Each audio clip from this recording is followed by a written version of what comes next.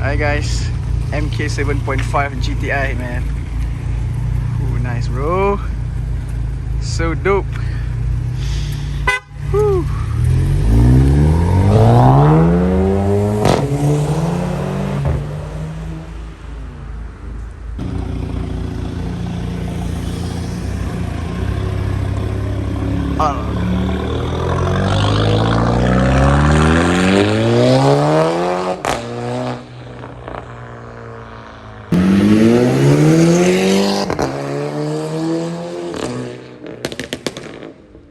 Okay guys, so selamat malam semua.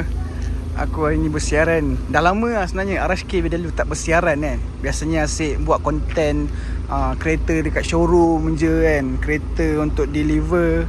So kali ni aku buat konten lepak meet up. Ni this is the MK6 Gti.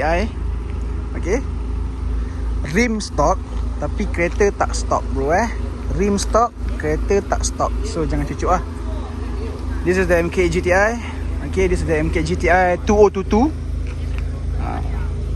Nice bro. Nampak tip dia 4 inch. Besar bro.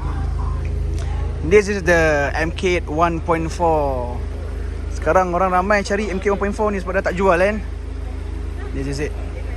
Alright guys, so this is my friend. You guys boleh follow on his Instagram MK8_2216. Jia Show, his name.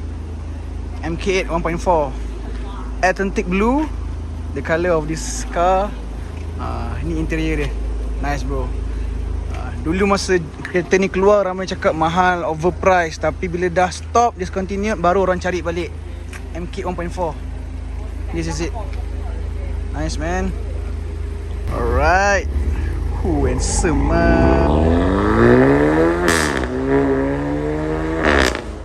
siapa cakap 1.4 torque converter tak ada bunyi fart? Ada bro. Ini dah Gti.